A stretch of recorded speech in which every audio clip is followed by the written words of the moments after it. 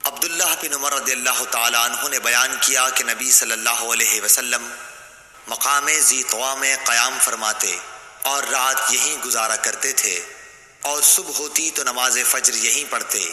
مکہ جاتے ہوئے یہاں نبی کریم صلی اللہ علیہ وسلم کے نماز پڑھنے کی جگہ ایک بڑے سے ٹیلے پر تھی، اس مسجد میں نہیں جو اب وہاں بنی ہوئی ہے، بلکہ اس سے نیچے ایک بڑا ٹیلا تھا۔ صحیح بخاری حدیث نمبر 491۔ عبداللہ بن عمر رضی اللہ تعالی عنہ نے بیان کیا کہ نبی کریم صلی اللہ علیہ وسلم نے اس پہاڑ کے دونوں کونوں کا رخ کیا جو اس کے اور جبل طویل کے درمیان کعبے کی سمت ہے۔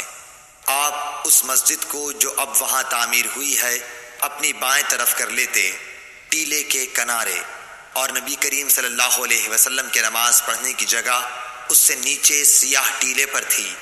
ٹیلے سے تقریباً 10 ہاتھ چھوڑ کر پہاڑ کی دونوں گھاٹیوں کی طرف رخ کر کے نماز پڑھتے جو تمہارے اور کعبے کے درمیان ہے۔ صحیح بخاری حدیث نمبر 492۔ عبداللہ بن عباس رضی اللہ تعالی عنہ نے فرمایا کہ میں ایک گدھی پر سوار ہو کر آیا، اس زمانے میں بالغ ہونے والا ہی تھا۔ رسول اللہ صلی اللہ علیہ وسلم منا میں لوگوں کو نماز پڑھا رہے تھے، لیکن دیوار آپ کے سامنے نہ تھی۔ میں صف کے بعض حصے سے گزر کر سواری سے اترا اور میں نے گدھی کو چرنے کے لیے چھوڑ دیا اور صف میں داخل ہو گیا، پس کسی نے مجھ پر اعتراض نہیں کیا۔ صحیح بخاری حدیث نمبر 493۔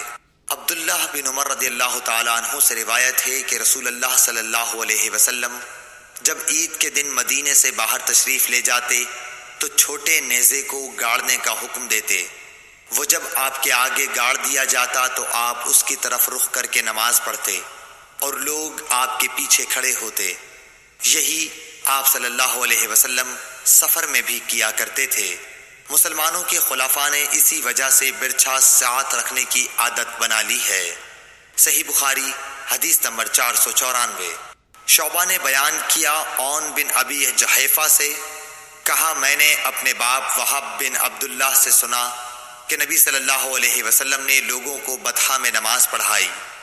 آپ کے سامنے عنزہ ڈنڈا جس کے نیچے پھل لگا ہوا ہو گاڑ دیا گیا تھا۔ چونکہ آپ مسافر تھے اس لیے ظہر کی 2 رکعت اور عصر کی 2 رکعت ادا کی۔ آپ صلی اللہ علیہ وسلم کے سامنے سے عورتیں اور گدھے گزر رہے تھے۔ صحیح بخاری حدیث نمبر 495۔ سہل بن سعد نے بیان کیا کہ نبی کریم صلی اللہ علیہ وسلم کے سجدہ کرنے کی جگہ اور دیوار کے درمیان ایک بکری کے گزر سکنے کا فاصلہ رہتا تھا۔ صحیح بخاری حدیث نمبر 496۔ سلمہ بن عقور رضی اللہ تعالی عنہ نے فرمایا کہ مسجد کی دیوار اور ممبر کے درمیان بکری کے گزر سکنے کے فاصلے کے برابر جگہ تھی۔ صحیح بخاری حدیث نمبر 497۔ نافع نے عبداللہ بن عمر رضی اللہ تعالی عنہ کے واسطے سے خبر دی کہ نبی صلی اللہ علیہ وسلم کے لیے برچھا گاڑ دیا جاتا، آپ اس کی طرف نماز پڑھتے تھے۔ صحیح بخاری حدیث نمبر 498۔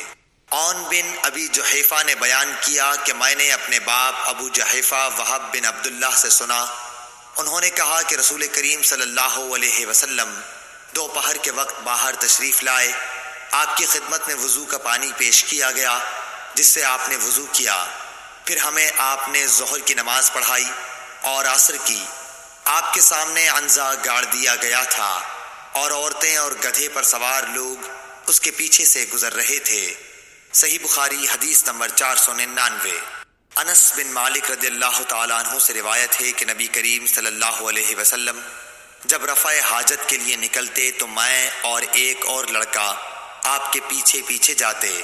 ہمارے ساتھ عکازہ ڈنڈا جس کے نیچے لوہے کا پھل لگا ہوا ہو یا چھڑی یا عنزہ ہوتا، اور ہمارے ساتھ ایک چھاگل بھی ہوتا تھا۔ جب آن حضرت صلی اللہ علیہ وسلم حاجت سے فارغ ہو جاتے تو ہم آپ کو وہ چھاگل دے دیتے تھے۔ صحیح بخاری حدیث نمبر 500۔ ابو جحیفہ نے کہا کہ نبی کریم صلی اللہ علیہ وسلم ہمارے پاس دوپہر کے وقت تشریف لائے اور آپ نے بطحا میں ظہر اور عصر کی 2 رکعتیں پڑھیں۔ آپ کے سامنے عنزہ گاڑ دیا گیا تھا، اور جب آپ نے وضو کیا تو لوگ آپ کے وضو کے پانی کو اپنے بدن پر لگا رہے تھے۔ صحیح بخاری حدیث نمبر 501۔ یزید بن ابی عبید نے بیان کیا کہ میں سلمہ بن عقور رضی اللہ تعالیٰ عنہ کے ساتھ مسجد نبوی میں حاضر ہوا کرتا تھا۔ سلمہ رضی اللہ تعالیٰ عنہ ہمیشہ اس ستون کو سامنے کر کے نماز پڑھتے جہاں قرآن شریف رکھا رہتا تھا۔ میں نے ان سے کہا کہ اے ابو مسلم، میں دیکھتا ہوں کہ آپ ہمیشہ اسی ستون کو سامنے کر کے نماز پڑھتے ہیں۔ انہوں نے فرمایا کہ میں نے نبی کریم صلی اللہ علیہ وسلم کو دیکھا، آپ خاص طور سے اسی ستون کو سامنے کر کے نماز پڑھا کرتے تھے۔ صحیح بخاری حدیث نمبر 502۔